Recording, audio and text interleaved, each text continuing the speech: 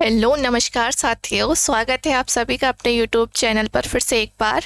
जैसा कि आप सभी को पता है, अपनी मैनेजमेंट की क्लास चल रही है और उसमें अपना कौन सा निर्देशन जो है कंप्लीट हो चुका है और उसमें हमारा क्या क्वेश्चंस प्रैक्टिस भी हो चुका है। निर्देशन का आपको मैंने क्वेश्चंस प्रैक्टिस भी आपको करवा दिया है।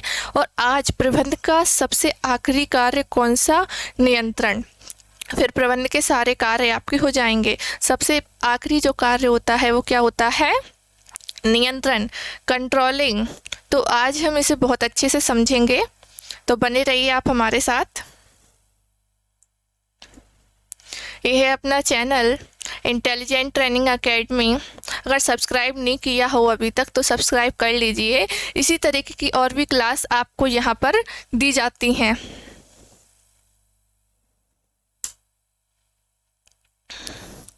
देखिए, यह है अपना app ITA government job preparation. आपको प्ले स्टोर पर हमारा ऐप मिल जाएगा। वहाँ पर जाकर आप टेस्ट लगा सकते हैं। टेस्ट सीरीज आपको वहाँ पर मिल जाती है। टेस्ट वहाँ पर आप लगा सकते हैं। देखिए, ये हमारा Telegram channel intelligent training academy नाम से आपको टेलीग्राम पर सर्च करना है हमारा नाम और वहाँ पर आपको मिल जाएगा। ज्वाइन हो जाइएगा। वहाँ पर आपको क्लासेस जो मैं लेती हूँ या जो भी क्लास जहाँ पे ली जाती हैं वो आपको वहाँ पर डेली की PDF मिल जाती है। डेली क्लासेस की नोटिफिकेशन भी आपको वहाँ पर पहुँच जाती है और एग्ज़ाम की नोटिफिकेशन भी आपको वहाँ मिल जाएगी, जितने भी एग्ज़ाम आते हैं। और ऑल इम्पोर्टेंट नोट्स आपको वहाँ पर मिल जाते हैं।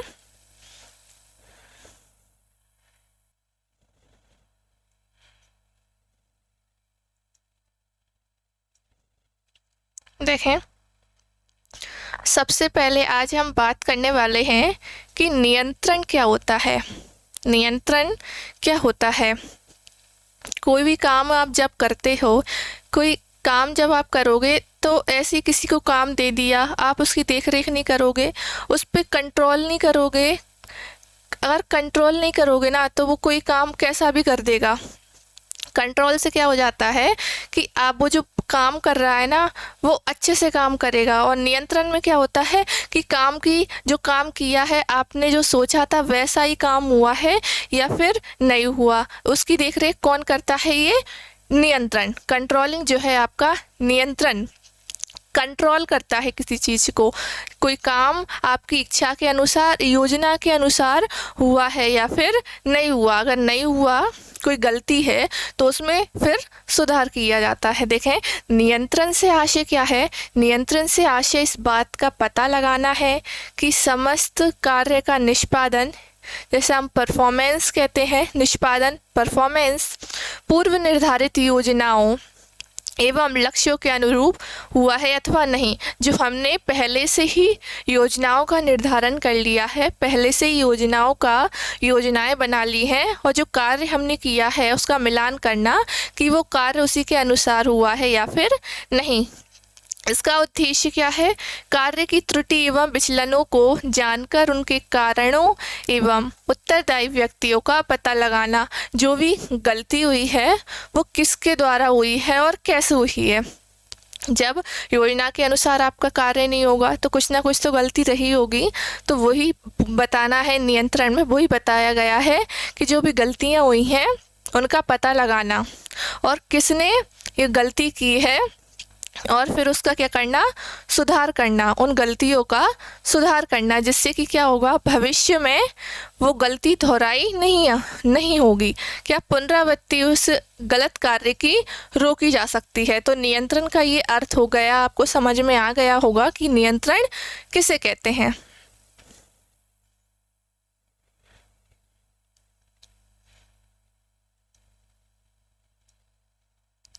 देखें, अब परिभाषाएं हर चैप्टर में आपने देखा होगा कि सब वैज्ञानिक ने परिभाषाएं आपको दी हुई हैं। सब जगह आपको परिभाषाएं देखने को मिल जाती हैं। तो परिभाषाएं आप साथ ही साथ याद करते चलिए और वैज्ञानिकों के नाम भी याद करते चलिए। देखें, डेल हेनिंग ने क्या कहा है? डेल हेनिंग ने कि नियंत्रण वह प्रक्रिया है नियंत्रण वह प्रक्रिया है जिसके द्वारा कार्यों को योजना के अनुसार निष्पादन किया जाता है। क्या जो योजनाएं क्या कहा गया है, जिसके द्वारा नियंत्रण क्या है, वह प्रक्रिया है जिसके द्वारा कार्यों को योजना के अनुसार निष्पादित किया जाता है। यानी जो भी आप कार्य योजना के अनुसार, जो भी आपने योजना बनाई है उसके अनुसार कैसे कार्य का निष्पादन हो सके, यानी परफॉर्मेंस उस कार्य की अच्छी हो सके। तो ये किसने कहा है? डेल हेनिंग ने। किसने? डेल हेनिंग ने। याद करते चलिए साथ ही साथ। Philip Kotler. अब देखें फिलिप कोटलर ने क्या कहा है।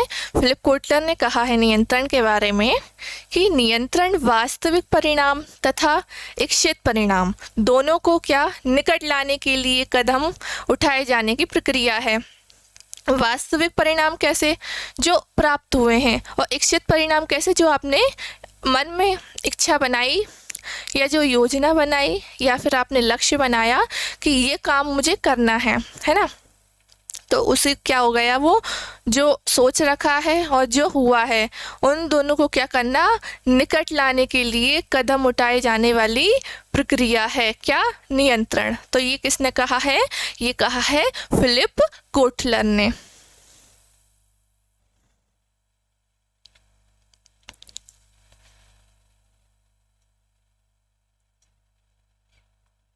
देखें अब किसने कहा है?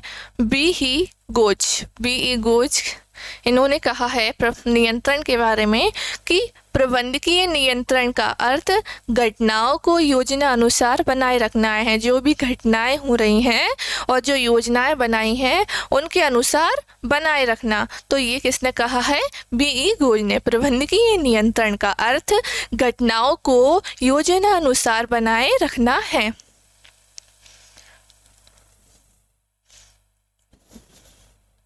अब कौन है?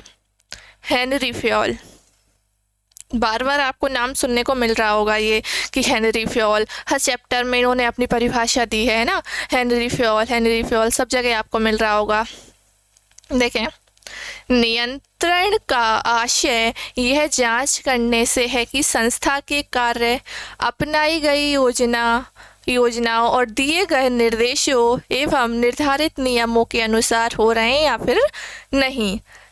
इसका उद्देश्य कार्यों की कमजोरियों या त्रुटियों का पता लगाना है जिससे उन्हें क्या किया जा सके, सुधारा जा सके।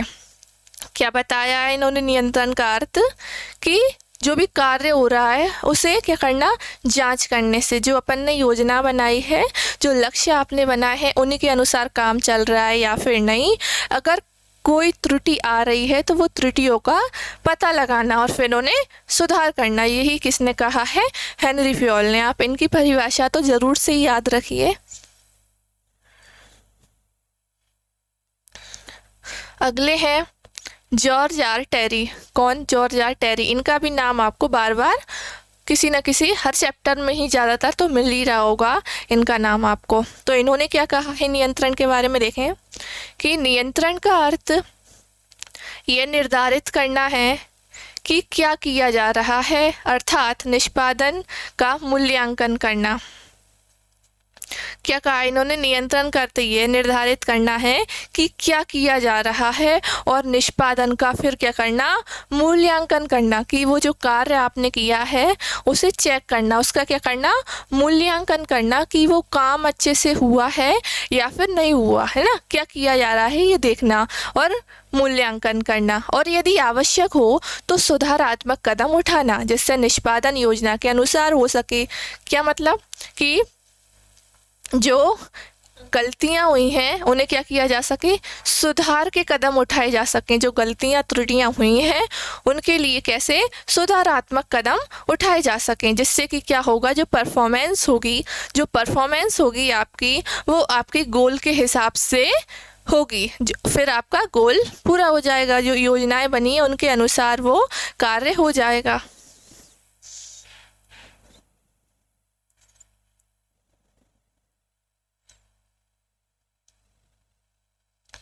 देखें नियंत्रण की प्रकृति।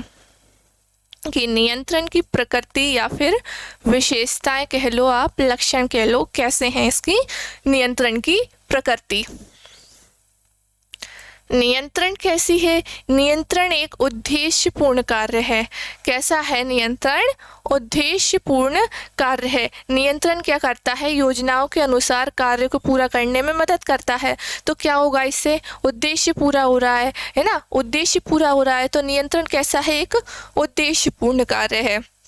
नियंत्रण प्रबंध कार्य के रूप में यह सुनिश्चित करता है कि व्यक्तियों और समूह के द्वारा किए जाने वाले सभी कार्य संगठन के अल्पकालीन एवं दीर्घकालीन योजनाओं के अनुरूप हों। और इस प्रकार नियंत्रण कैसी? एक उद्देश्यपूर्ण प्रक्रिया है या क्रिया है।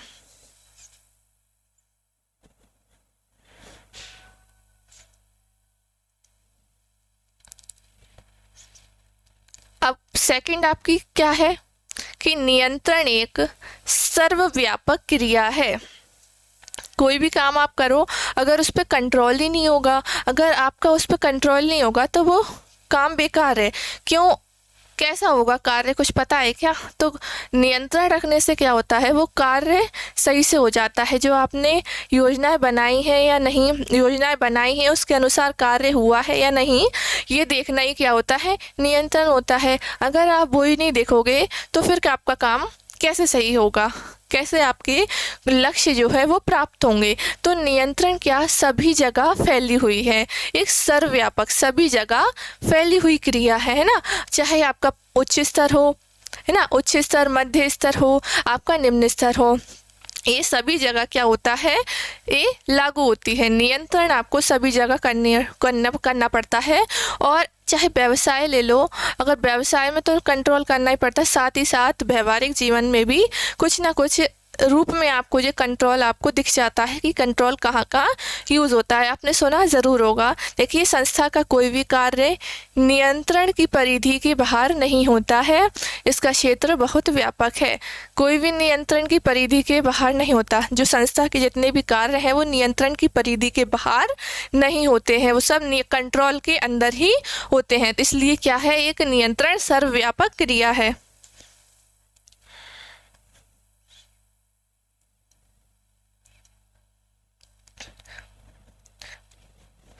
नियंत्रण कैसा है? ये कब? सतत कार्य, सतत प्रक्रिया है। सतत प्रक्रिया का अर्थ लगातार निरंतर चलने वाली प्रक्रिया।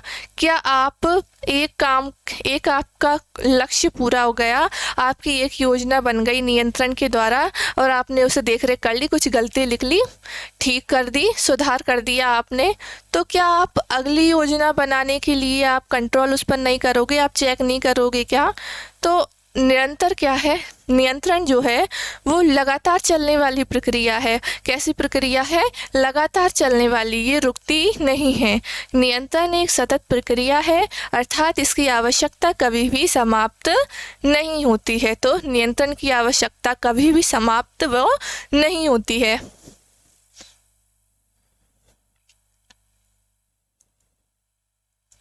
देखें, नियंत्रण कैसी क्रिया है? अब नियंत्रण एक पीछे की ओर देखने की प्रक्रिया। नियंत्रण कैसी प्रक्रिया है? अब कि नियंत्रण पीछे की ओर देखने की प्रक्रिया है। कैसे? जो भी कार्य किसी ने किया है, कर्मचारी ने कोई कार्य किया है, फिर आप अगर पीछे की ओर देखने की नहीं होती है क्रिया, तो क्या आप उसका कार्य देखते, चेक करते कि योजना के अनुसार वो कार्य हुआ है या फिर नहीं हुआ? तो नियंत्रण क्या करता है? आगे के काम पे तो बाद में जाएगा, पहले वो जो काम हो गया है उसको चेक करेगा,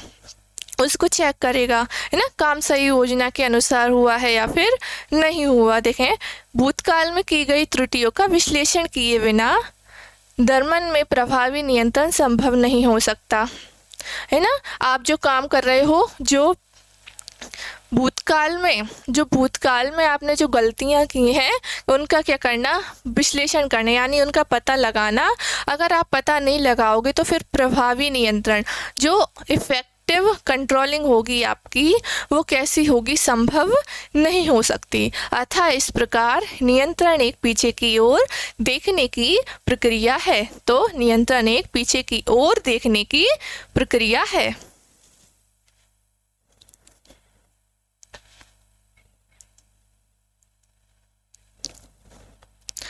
अब है कि नियंत्रण आगे की ओर देखने की प्रक्रिया है।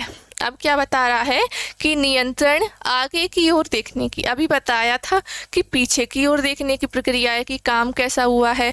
अब आगे की ओर कैसा, आपको पता होगा मैंने आपको व्यावसायिक वातावरण पढ़ाया था, तो उसमें देखा था कि फैशन जो ट्रेंड है वो आपका कभी भी चेंज हो जाता है ना। कोई उस पर व्यावसायिक बाहर का जो वातावरण है उस पर कंट्रोल नहीं हो सकता है ना। कुछ भी कभी भी चेंज हो जाए, कोई भी नई तकनीकी चीज़ें आ जाए है ना, चाहे लोगों की मन चेंज हो जाए, उनके कुछ भी हो जाए, तो नियंत्रण आगे की ओर कि क्या बदलाव आ रहे हैं ना, बाहर क्या फैशन चल रहा है, क्या वातावरण हो रहा है, तो इन सभी को क्या करना, देखना, उनके बारे में जानकारी रखना, जिससे कि जो पुराना काम हो रहा है, पुरानी तकनीकी से जो काम हो रहा है उसको कंट्रोल करना और फिर नई चीज़ों का उत्पादन करना।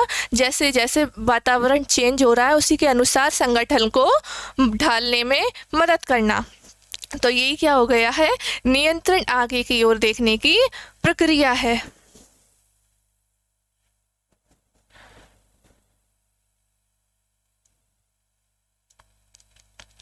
अगला आपका है कि नियंत्रण कैसी एक गतिशील प्रक्रिया है, आगे की ओर पीछे की ओर देखने की भी और सतत कार्य की प्रक्रिया है। अब क्या है नियंत्रण, अब है आपका गतिशील प्रक्रिया है। कैसी, गतिशील प्रक्रिया। गतिशील कैसे, कोई भी मान लो समस्या उत्पन्न हो गई, आपकी योजना के अनुसार आपका कार्य पूरा नहीं हो पाया, तो जो भी त्रुटियां, जो भी विचलन लिख लेंगे, गलतियां लिख लेंगी, तो हाल ही उसमें सुधार कर दिया जाता है।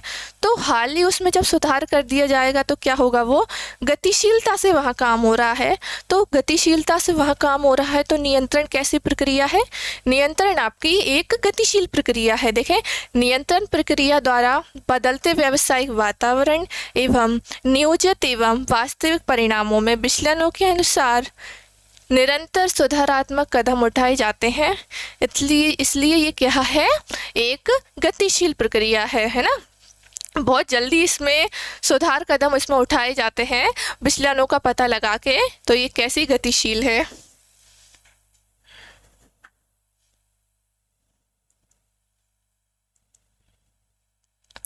अब हम देखेंगे कि नियंत्रण का महत्व।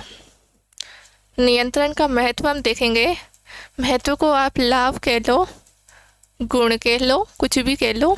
नियंत्रण का अर्थ क्या हुआ, वो नियंत्रण महत्व का मतलब लाभ या फिर गुण आपका हो जाएगा।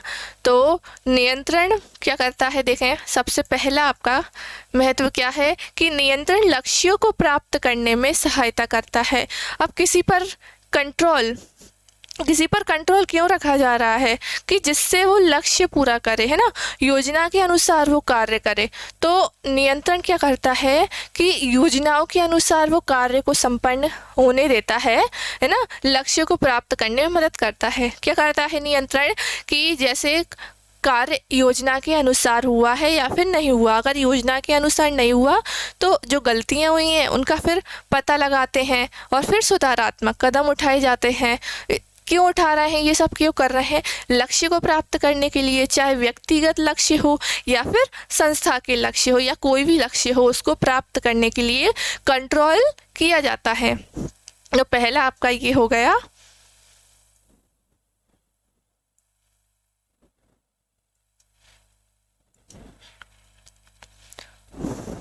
अगला है आपका कि संसाधन का कुशलतम प्रयोग करने में सहायता। अगर कुशलतम प्रयोग ही नहीं होगा तो लक्ष्य कैसे प्राप्त होगा, संस्था का हो या कैसा भी लक्ष्य। अगर मानवीय संसाधन की बात करें या फिर हम भौतिक संसाधन की बात करें, दोनों ही पे अगर कंट्रोल ना करो ना, तो कार्य आपका पूरा, जो भी लक्ष्य आपका है वो पूरा हो ही नहीं सकता। तो नियंत्रण यानी देख रेख, कंट्रोल करना कि वो कार्य अच्छे से कर सकें। अब कर्मचारी जो काम कर रहे हैं, मानवीय संसाधन है वो, तो जो कर्मचारी या श्रमिक वर्ग जो काम कर रहा है उस पे क्या, अगर आप नज़र नहीं रखोगे तो वो अपनी मनमानी करेंगे। उन्हें क्या करना, उन्हें कंट्रोल करना कि वो कार्य ऐसे करें वैसे करें, तो उन्हें समझाना, उन पर नियंत्रण रखना। अगर उनके नियंत्रण में वो कार्य करेंगे, आपके नियंत्रण में वो कार्य करेंगे, तो वो कार्य अच्छे से करेंगे। तो इससे क्या होगा, जो संसाधन होंगे उनका कुशलतम प्रयोग होगा। क्यों, वो कर्मचारी फिर अच्छे से काम करेंगे। अगला आपका है कर्मचारियों की अभिप्रेरणा में सुधार। नियंत्रण द्वारा क्या होता है कि आप लोगों को मोटिवेशन देते हो, जो कर्मचारी कार्य कर रहे हैं उसमें क्या करते हो, आप मोटिवेशन देते हो। तो जो कर्मचारी हैं वो अपने काम को स्वयं का काम समझते हैं कि स्वयं का वो काम है, सेल्फ कंट्रोल से वो काम करते हैं। तो कर्मचारियों को जो मोटिवेशन है वो कैसा होगा, सुधार होगा। वो कार्य अपने हिसाब से फिर कर लेंगे। क्यों, उनको समझ में आ गया, उनको मोटिवेशन मिल गया है नियंत्रण के द्वारा। तो इससे भी क्या होता है, कर्मचारियों की अभिप्रेरणा में सुधार होता है।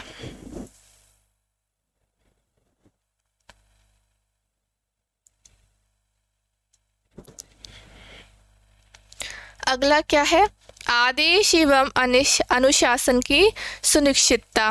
अगर किसी पर कंट्रोलिंग अच्छी है, अगर वहाँ पर कंट्रोलिंग नियंत्रण आपका अच्छा है, तो जो आदेश होंगे वो सही से सही जगह जाएंगे, है ना। जो भी आदेश की प्रक्रिया होगी वो सही से होगी। और अनुशासन कैसे, अगर आप देखरेख करते हो, अनुशासन अगर आप देखरेख कर रहे हो, किसी पर नियंत्रण रख रहे हो, तो वहाँ का जो डिसिप्लिन, जो अनुशासन होगा वो वहाँ के लोग अच्छे से पालन करेंगे। जब अनुशासन और आदेश अच्छे से होंगे तो भी आपका क्या होगा, लक्ष्य प्राप्त होगा, है ना। तो यही क्या है, आदेश एवं अनुशासन की सुनिश्चितता। ये आदेश और अनुशासन की व्यवस्था करते हैं, इससे लोग अच्छे से कार्य करते हैं। और नियंत्रण क्या करता है, समन्वय में सहायक होता है, यानी कि सामंजस्य बनाने में जो है नियंत्रण शामिल होता है, सहायता करता है। कैसे, जो भी उच्च कर्मचारी हैं, जो ऊंचे पद पर हैं और जो निम्न पद पर हैं, उनमें नियंत्रण क्या करता है, सामंजस्य लाता है। क्या करता है, सामंजस्य उसमें लाता है ना। और फिर जोखिमों से सुरक्षा, क्या करता है, जोखिमों से सुरक्षा। अब भाई हम कंट्रोल कर रहे हैं किसी चीज़ को, देख रेख कर रहे हैं, क्यों कर रहे हैं, जिससे कि कोई भी जोखिम ना हो, कोई भी त्रुटियां गलतियां ना हो, खतरा ना हो, जोखिम ना हो। तो इसलिए तो हम कंट्रोलिंग कर रहे हैं, इसलिए हम नियंत्रण कर रहे हैं। तो इसी का मतलब यही है, जोखिमों से सुरक्षा। अगर देख रेख में किसी के काम होता है तो वो सही से काम होता है, यही क्या है, जोखिमों से सुरक्षा।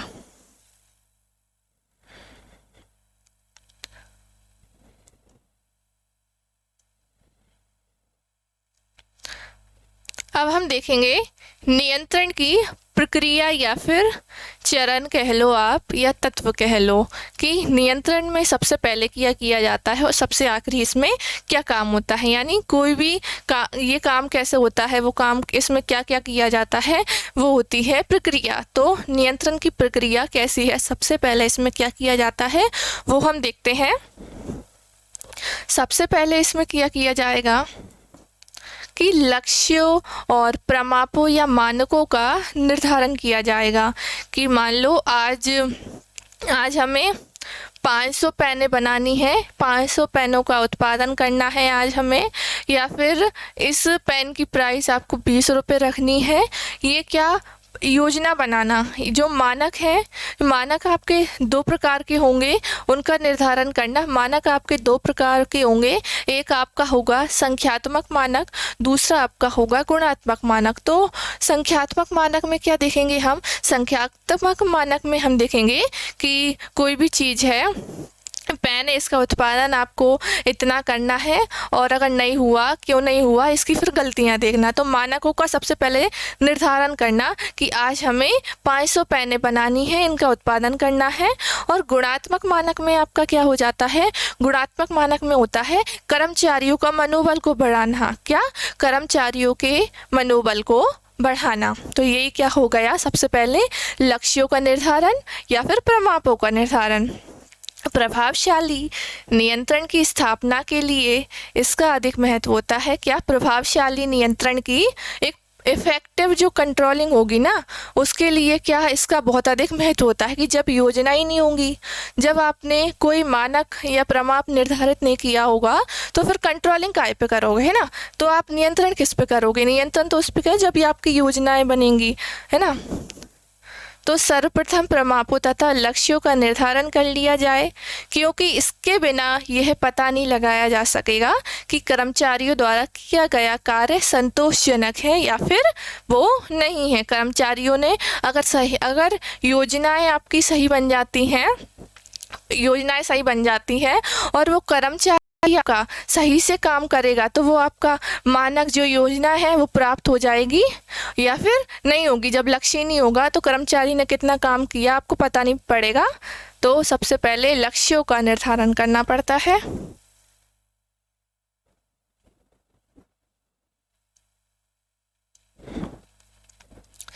सेकंड आपका है कंट्रोल की दूसरी प्रक्रिया क्या है, अब कार्यों का मूल्यांकन करना, कि जो हमने जो निर्धारण बनाए, जो योजनाएं निर्धारित की हैं, जो भी लक्ष्य हमने बनाए हैं, उनके अनुसार कार्य हुआ है या फिर नहीं हुआ। कार्यों को क्या करना? चेक करना, मूल्यांकन करना उन कार्यों का, है ना। तो सेकंड काम आपका क्या होगा? सबसे पहला काम आपका होगा कि आपने योजनाएं बनानी है, दूसरा आपका होगा कि उन योजना के अनुसार कार्य हुआ है या फिर नहीं हुआ। देखें, यह नियंत्रण प्रक्रिया का दूसरा महत्वपूर्ण स्तर है। क्या है महत्वपूर्ण स्तर? है कौन सा? दूसरा। इसके अनुसार कर्मचारियों द्वारा किए गए कार्यों का मूल्यांकन किया जाता है तथा पूर्व निर्धारित, जो पहले से निर्धारित है, वो प्रमापों से क्या की जाती है? तुलना की जाती है। अगर आपकी बात करें कि नियंत्रण की प्रक्रिया के चरण कितने होते हैं, कितनी प्रक्रियाएं होती हैं, तो वैसे तो 4 होती हैं, पर देखें ये आपकी यहाँ से हो जाती है 5वीं की। सब सेकंड आपका मूल्यांकन करना, चेक करना हो जाता है कि वो कार्य उसके अनुसार हुआ है या फिर नहीं। फिर तुलनात्मक,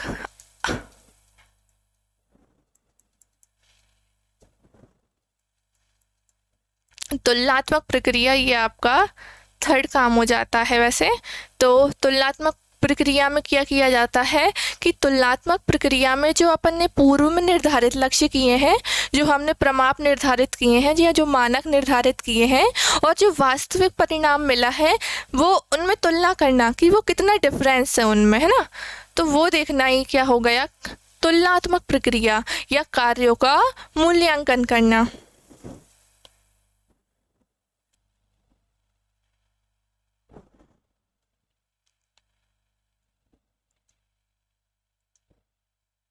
देखें थर्ड आपका काम कौन सा है? आपने तुलना कर ली कि काम आपका उसके अनुसार हुआ है या नहीं हुआ। देखें अगर गलती हुई है, अगर आपकी योजना के अनुसार कार्य नहीं हुआ है, तो आप उसके बाद क्या करोगे? जो भी गलतियां या त्रुटियां हुई हैं उनका पता लगाओगे। थर्ड आपका काम क्या होगा कि आप विचलनों का, गलतियों का, त्रुटियों का पता लगाओगे कि कहाँ पर गलती है। देखें वास्तविक कार्य की प्रमापों से तुलना करने के बाद ये स्पष्ट किया जाता है कि कर्मचारियों का कार्य असंतोषजनक रहा है, तो प्रबंधन क्या करेगा? नियंत्रण की दशा में तीसरा महत्वपूर्ण कार्य ये होता है कि वह ये पता लगाए कि कौन कौन कारण मौजूद स्थिति के लिए उत्तरदायी है। या देखें कि वो जो त्रुटियां, जो गलतियां हुई हैं कि जिससे आपका लक्ष्य पूरा नहीं हो पाया है, तो उसके लिए कौन उत्तरदायी है, कौन उस काम के लिए जिम्मेदार है, कोई कर्मचारी है या फिर कोई क्रिया है ना। ये सब चीज़ें देखना कि किस चीज़ की वजह से वो योजना के अनुसार कार्य नहीं हो पाया।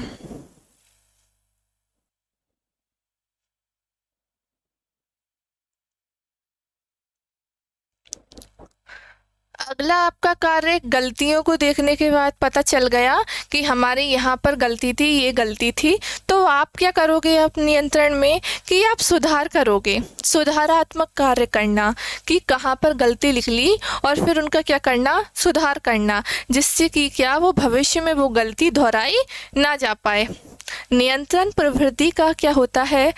अंतिम चरण होता है जब ये पता लग जाता है कि वास्तविक कार्य प्रमाप से कम हुआ है जो हमने निर्धारित परिमाप किया था, जो मानक कि आज हमने 200 पेन का 500 पेन का हमने उत्पादन करना है और नहीं हो पाया, यानी कि कम हुआ है, तो ऐसा करने के लिए कुछ विशिष्ट कारण उत्तरदायी हैं। तो प्रबंध में वे सभी कार्य करता है जिससे भविष्य में फिर ऐसा कार्य ना हो पाए। क्यों आज 500 पेनों का उत्पादन नहीं हो पाया है, इसका वो पता लगाता है और फिर जो गलतियां हुई हैं उनको वो नहीं दोहराएगा और पहले उनमें सुधार करेगा प्रबंध।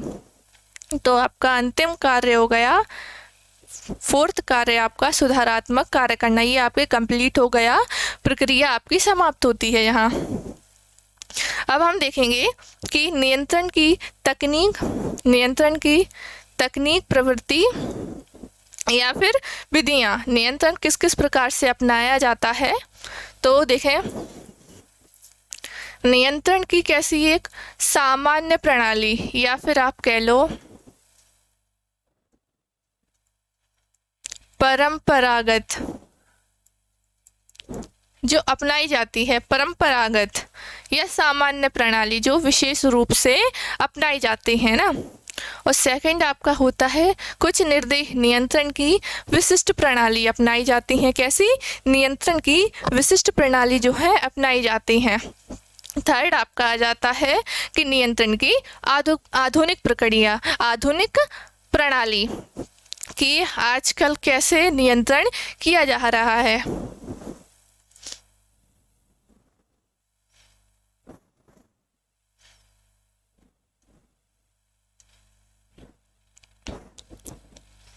अब हम देखेंगे सबसे पहले कि नियंत्रण की सामान्य प्रणाली या फिर परंपरागत प्रणाली की नियंत्रण ऐसे किया जाता है। फर्स्ट आपका क्या है? फर्स्ट आपका है नियंत्रण द्वारा, अभिप्रेरण द्वारा नियंत्रण। ये एक तरह का क्या होता है? Self control. क्या होता है? एक तरह का सेल्फ कंट्रोल। जैसे आप नियंत्रण कैसे कि आप किसी कर्मचारियों को मोटिवेशन देते हो तो वो कार्य कैसे करेंगे? अपने मन लगा के करेंगे, मन लगा के करेंगे तो वो क्या होगा, एक अपना उनके पास क्या होगा, एक सेल्फ कंट्रोल होगा कि वो गलतियां ना दोहराएं, ना कर पाएं वो गलतियां। तो एक होता है आपका अभिप्रेरण द्वारा नियंत्रण, यानी मोटिवेशन के द्वारा आप नियंत्रण उसमें रखते हो। सेकंड आपका होगा अकेक्षण। ये क्या होता है? अकेक्षण कि जैसे खाता बही है आपकी, लेखांकन है आपका, जो भी हिसाब किताब की जो बही, जो पुस्तक होती है संस्था के अंदर, उनकी देखरेख करना कि वहाँ पर कोई त्रुटियाँ तो नहीं है, किसी ने कोई गलत गड़बड़ी तो नहीं कर दी, धोखेबाजी, गड़बड़ी, जमाखोरी, ये सब क्या होगा? अकेक्षण द्वारा नियंत्रण, यानी कि वो काम सही से हुआ है या नहीं हुआ, कोई त्रुटि तो नहीं है, वहाँ पर देखना। अकेक्षण आपका दो प्रकार का होगा, एक आपका आंतरिक और दूसरा एक आपका कौन सा होगा? आंतरिक अकेक्षण, और दूसरा आपका हो जाता है बाहरी अकेक्षण। आंतरिक में आप संस्था के अंदर देखते हो कि कहाँ पर त्रुटियाँ हुई हैं, फिर उनका पता लगाकर आप सुधार करते हो। दूसरा आपका होता है जो आप चार्टर्ड अकाउंटेंट वगैरह होते हैं, सीए के नाम से आप जैसे जानते हो, वो ये सब काम करते हैं, वो नियंत्रण करते हैं, वो कार्य देखते हैं। तो अकेक्षण आपका दो प्रकार का होगा। तो क्या हो गया सेकंड का प्रणाली आपकी कि अकेक्षण द्वारा नियंत्रण। थर्ड आपका नीतियों द्वारा नियंत्रण। सामान्य जो डेली के कार्य होते हैं, उनको करने के लिए क्या संस्था में नीतियां बना दी जाती हैं कि ये कार्य इस प्रकार से होगा। अगर वो उस कार्य से उस प्रकार से नहीं होगा तो फिर वहाँ पर देखेंगे उसे। तो नीतियों द्वारा नियंत्रण, नीतियां बना दी जाती हैं संस्था में और उन्हीं के अनुरूप, उन्हीं के अनुसार संस्था में कार्य किया जाता है। तो उसके द्वारा आप नियंत्रण रख सकते हो। उदाहरण द्वारा, फोर्थ आपका क्या होगा, उदाहरण द्वारा नियंत्रण। उदाहरण मतलब कि आप पहले ही एक अच्छे लीडर बनो, आप पहले ही एक अच्छे इंसान बनो, जिस आपका आचरण अच्छा हो, आप टाइम पर आते हो, कार्य को आप निष्ठा से प्रतिष्ठा से करते हो, आप ऊंचे पद पर हो, स्वयं ही सबसे पहले एक अच्छे उदाहरण के रूप में प्रस्तुत हो। जिससे क्या होगा, कर्मचारी आपको देखेंगे कि आप कोई गलती नहीं करते, है ना, समय पर आते हैं, समय पर कार्य करते हैं, आपकी काम के प्रति लगन अच्छा है, आपकी निष्ठा अच्छी है। तो वो क्या हो जाएगा, उदाहरण के द्वारा कि आप जैसा करोगे वैसा वो कर्मचारी करेगा, है ना, जैसा आप करोगे वैसा वो कर्मचारी करेगा। तो क्या होगा, उदाहरण द्वारा नियंत्रण। उदाहरण द्वारा कि आप अपना ही उदाहरण उनको दे सकते हैं, तो उसके द्वारा आप नियंत्रण रख सकते हो।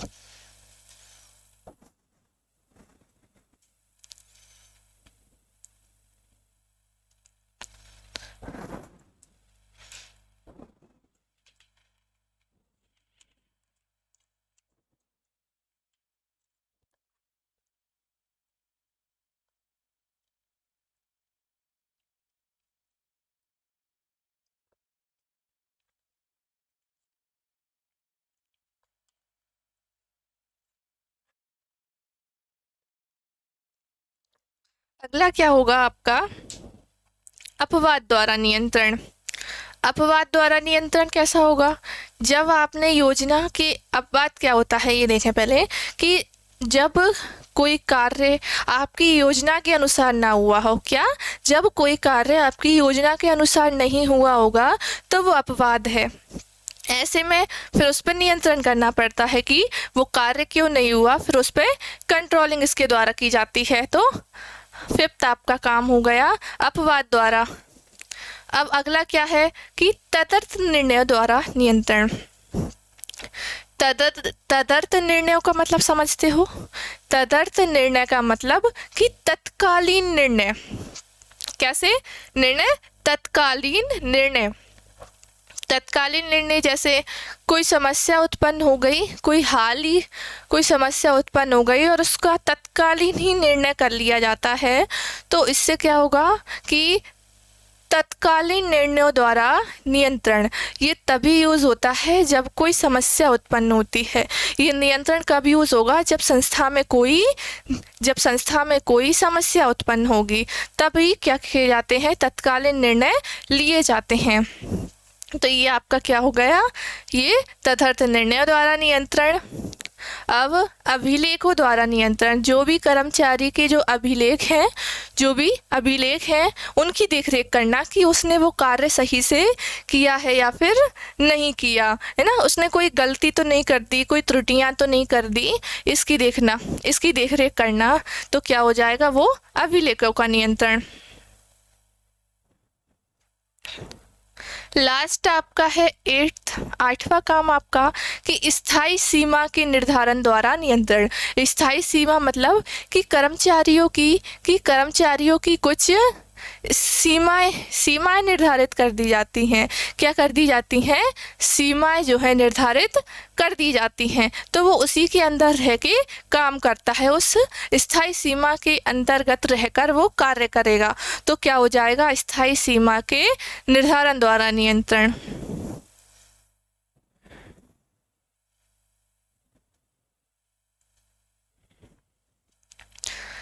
अब देखेंगे हम नियंत्रण की क्या विशिष्ट प्रणालियाँ, कौन सी नियंत्रण की विशिष्ट प्रणालियाँ। सबसे पहली आपकी है बजट नियंत्रण।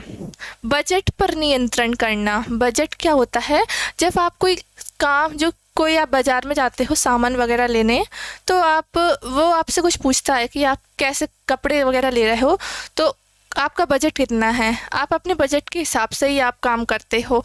कितना बजट है आपका, सब सुना होगा आपने बजट सब, कि हमारा इतना बजट नहीं है कि हम ये ले पाएँ, है ना, आप अपना बजट देखते हो। तो बजट नियंत्रण क्या, जैसे क्रय बजट कितना है, विक्रय बजट कितना है, सामग्री का बजट कितना है, इन सब पे क्या करना, नियंत्रण रखना। देखें, एक वेल्डन ने परिभाषा दी है, वेल्डन ने क्या परिभाषा दी है कि बजट नियंत्रण किसी व्यवसाय के विभिन्न कार्यों को पूर्व कब क्या है, पूर्व नियोजन है।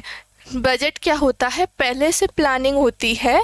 पूर्व नियोजन वो होता है कि हमारे पास इतना पैसा है तो हम ये कार्य कर पाएंगे, यानी कि पूर्व में उसकी प्लानिंग कर लेना बजट में, है ना, जिससे कि संपूर्ण व्यवहार पर नियंत्रण किया जा सके।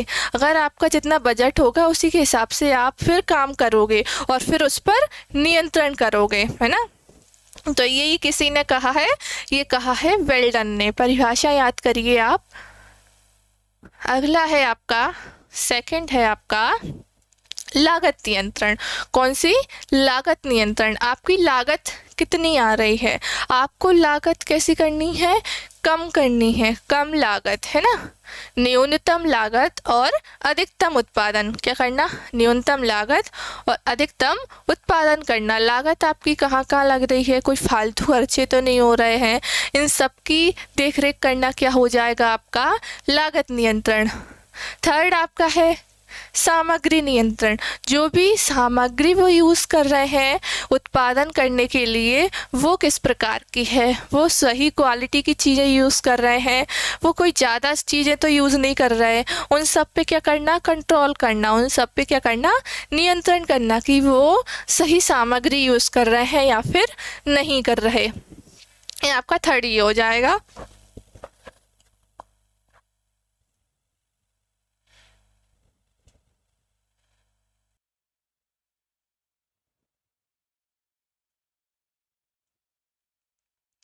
अगला नियंत्रण आपका कौन सा होगा, उत्पादन नियंत्रण। कौन सा होगा, उत्पादन नियंत्रण। उत्पादन नियंत्रण में क्या होता है कि अभी मैंने आपको बताया लागत लागत लागत पर नियंत्रण, और फिर उत्पादन नियंत्रण की अधिकतम उत्पादन और न्यूनतम लागत, है ना। न्यूनतम लागत और अधिकतम क्या होगा, उत्पादन होगा। तो उत्पादन नियंत्रण की कैसा उत्पादन हुआ है, सही उत्पादन हुआ है या फिर नहीं, योजना के अनुसार आपका उत्पादन हुआ है या फिर नहीं हुआ। अगला आपका है लास्ट, सम विच्छेद नियंत्रण। क्या होता है सम विच्छेद, जैसे उत्पादन का वह बिंदु कि जिस पे आप देखते हो कि व्यवसाय को ना तो लाभ हो रहा है और ना तो हानि हो रही है, तो वो जो सम विच्छेद बिंदु होगा, सम विच्छेद जो बिंदु होगा आपका, उससे सम विच्छेद बिंदु से वो कार्य उत्पादन आपका कम हो रहा है या फिर ज़्यादा हो रहा है, तो उसी पे क्या करना, कंट्रोल करना। ये क्या हो जाएगा, सम विच्छेद नियंत्रण करना।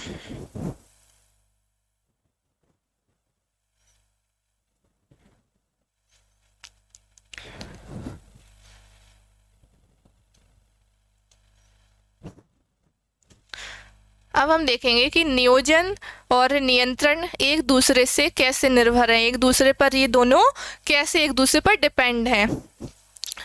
आप सभी को पता है प्रबंध का पहला कार्य कौन सा है, नियोजन, प्लानिंग, और अगला सबसे लास्ट कार्य हम देख रहे हैं आज, वो क्या है, नियंत्रण, है ना। सबसे आखिरी कार्य कंट्रोल करना।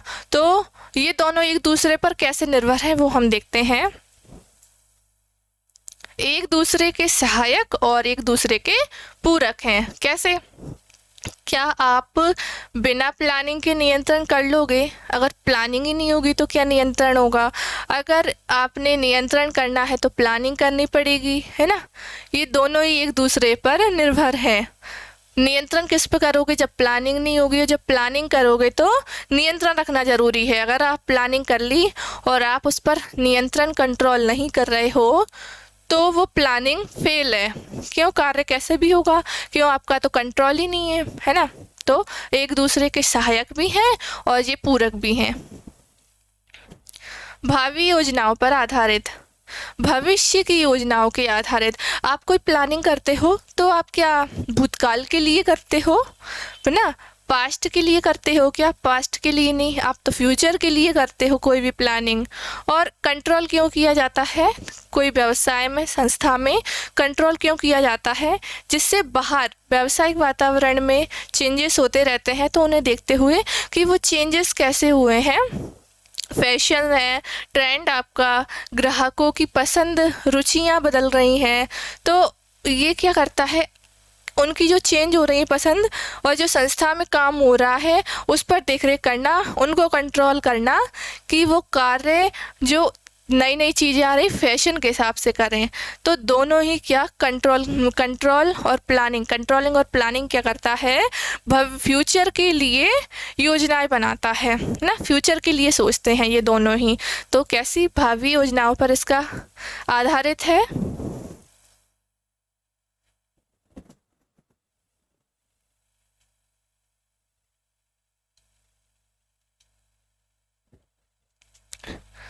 तीसरा क्या है, नियोजन एवं नियंत्रण को अलग नहीं किया जा सकता। जस्ट मैंने अभी बताया आपको कि आप अगर प्लानिंग नहीं करोगे तो नियंत्रण नहीं होगा, नियंत्रण करोगे तो प्लानिंग चाहिए।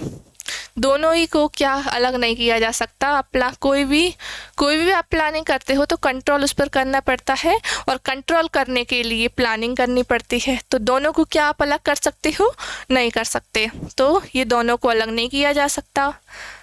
अगला है आपका लास्ट, कि लक्ष्य की प्राप्ति दोनों का उद्देश्य है। प्लानिंग आप करते हो, ये योजनाएं बनाते हो किसके लिए, लक्ष्य को पूरा करने के लिए। अभी आप पढ़ क्यों रहे हो, आपने पढ़ने के लिए प्लानिंग बनाई है। अभी आप मैनेजमेंट क्यों पढ़ रहे हो, प्लानिंग आपने बनाई है पढ़ने की, मुझे ये सब्जेक्ट कवर करना है इतने दिनों में। तो आप प्लानिंग किस लिए कर रहे हो, आपको पटवारी बनना है, ये आपका अभी क्या है, लक्ष्य है। तो उसको पूरा करना प्लानिंग का लक्ष्य हो गया आपका। और कंट्रोल करना, अब कंट्रोल कैसे, आप जैसे पढ़ रहे हो तो आप कुछ गलत ना पढ़ो, है ना, गलत ना पढ़ो या किसी और चीज़ में ध्यान ना जाए। तो ये सब क्या, कंट्रोल करना, खुद को कंट्रोल करना, सेल्फ कंट्रोल, कि आप वो लक्ष्य को प्राप्त करना है आपको, तो आप खुद पर क्या करोगे, सेल्फ कंट्रोल करोगे। तो आप कंट्रोल में और प्लानिंग में कोई फ़र्क है, नहीं है, दोनों को अलग नहीं किया जा सकता। और दोनों ही का उद्देश्य क्या होता है, गोल को प्राप्त करना, लक्ष्य को, योजना को प्राप्त करना।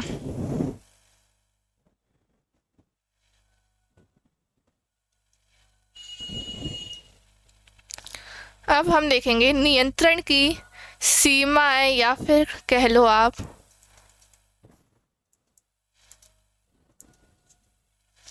कठिनाइयाँ, समस्याएं, मुश्किलें, ये सब इसी का पर्यायवाची है ना। अब मात्रात्मक के निर्धारण में कठिनाई, जो आपने प्रमाप या मानक निर्धारित किया है वो कहीं आपने ज़्यादा तो नहीं कर लिया, कहीं आपने एक दिन में आपको 1000 पेन बनानी है, तो निर्धारण करना कुछ भी चीज़, ये तो सिर्फ एग्जांपल दे रही हूँ, कोई भी बड़ी चीज़ों का जब उत्पादन होता है तो उनमें निर्धारण करने में थोड़ा टाइम लग जाता है, कठिनाइयाँ आती हैं। देखें कि जब मात्रात्मक प्रमापों के निष्पादन स्तर का वर्णन नहीं किया जा सकता, तब किसी भी मनुष्य के व्यवहार, कुशलता, स्थिर कार्य संतुष्टि आदि के लिए मात्रात्मक प्रमाप का कार्य करना कठिन होता है। तब नियंत्रण पद्धति अपना प्रभाव खो देती है। जब आप मनुष्य के व्यवहार को कंट्रोल नहीं कर सकते तो आप ये प्रमापों को कैसे कंट्रोल करोगे, ये कह रहा है। तो नियंत्रण फिर क्या खो जाता है, क्या खो देता है, अपनी पद्धति, अपना प्रभाव खो देता है। कौन, नियंत्रण। तो मात्रात्मक निर्धारण में क्या होता है, आप मानकों का, प्रमापों का निर्धारण करने में कुछ कठिनाइयाँ आती हैं।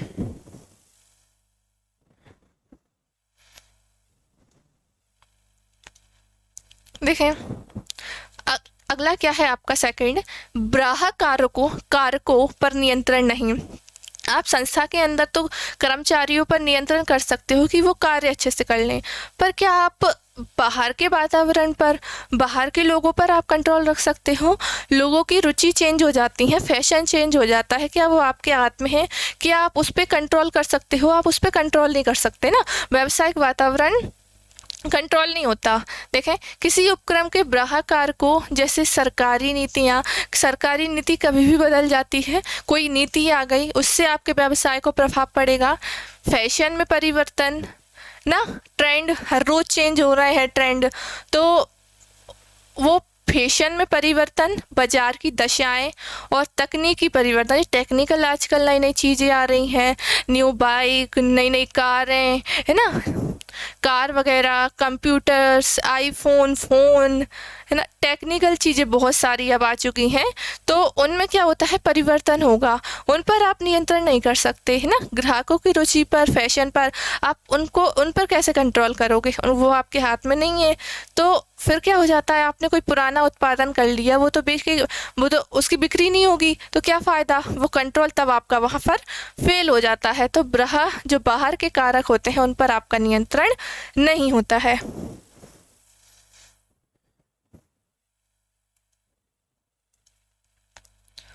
अगला है आपका उत्तरदायित्व के निर्धारण में कठिनाई। जो भी जिम्मेदारियां होती हैं उसका किसको कौन सा दिया जाए, उसके निर्धारण में कठिनाइयाँ होती हैं। देखें, किसी उपक्रम के कार्य ऐसे होते हैं जिसके लिए एक से अधिक व्यक्ति उत्तरदायी होते हैं, या कोई भी एक काम है उसको बहुत सारे लोग मिलकर काम कर रहे हैं, तो पता लगाना बहुत मुश्किल हो जाता है कि गलती किसने की है ना। ऐसे कार्यों में गलतियां हो जाने पर निर्धारण करना क्या हो जाता है, कठिन हो जाता है कि गलती के लिए कौन उत्तरदायी है, कौन जिम्मेदार है उस गलती के लिए। एक कार्य को कर रहा है, बहुत सारे लोग कर रहे हैं, तो आप पता नहीं लगा सकते कि गलती किसने की है, तब वहाँ पर ये नियंत्रण भी फेल हो जाता है आपका।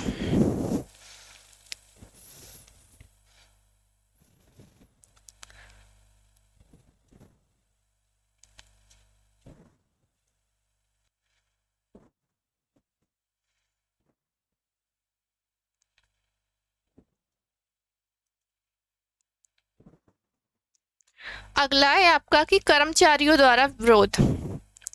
नियंत्रण पर क्या होता है, कंट्रोलिंग पर कर्मचारी क्या करते हैं, वो विरोध करते हैं। देखें, कर्मचारी नियंत्रण का क्या करते हैं, विरोध करते हैं, जिसके परिणाम स्वरूप नियंत्रण की प्रभावशीलता कम हो जाती है। वो ही विरोध कर रहे हैं, तो फिर नियंत्रण की क्या होगी, प्रभावशीलता, जो इफेक्टिवनेस है, वो क्या होगी, कम हो जाती है।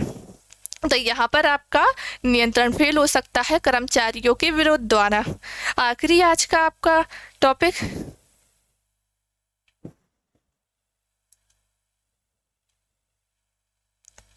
महंगा कार्य। कंट्रोल करना क्या हो जाता है, एक महंगा कार्य। क्यों, इसमें समय ज़्यादा लगता है ना। कोई कार्य आपको कर रहा है, उसको अवलोकन करना पड़ता है आपको उस पर कि वो कार्य ठीक से करे, तो समय बहुत ज़्यादा इस पर खर्च होता है। तो नियंत्रण एक ऐसी प्रक्रिया है जिसमें अधिक समय व प्रयास शामिल होते हैं, अधिक समय व प्रयास जो है शामिल होते हैं, क्योंकि कर्मचारियों की प्रगति के अवलोकन के लिए पर्याप्त समय देना पड़ता है। वो कैसे देख रेख, वो काम धीरे धीरे कर रहे हैं, अच्छे कर रहे हैं, तो उन पे क्या आपको कंट्रोल, नियंत्रण आपको करना पड़ता है, देख रेख करनी पड़ती है। महंगी नियंत्रण पद्धति को स्थापित करने के लिए संगठन को विशाल राशि खर्च करनी पड़ती है। अब जब बहुत सारे लोग हैं तो कंट्रोल करने के लिए लोग चाहिए, लोगों के लिए सैलरी चाहिए, तो क्या एक विशाल राशि खर्च करनी पड़ती है। तो आज का आपका ये जो नियंत्रण है, नियंत्रण चैप्टर, आपको आशा करती हूँ कि आप सभी को बहुत अच्छे से समझ में आया होगा। समझ में अच्छे से आया या नहीं आप कमेंट मुझे कीजिए, ठीक। और पढ़ते रहिए आप। अगर वीडियो पसंद आई हो तो लाइक कीजिए, चैनल को सब्सक्राइब कीजिए। मिलते हैं हम अगली क्लास में, तब तक के लिए धन्यवाद।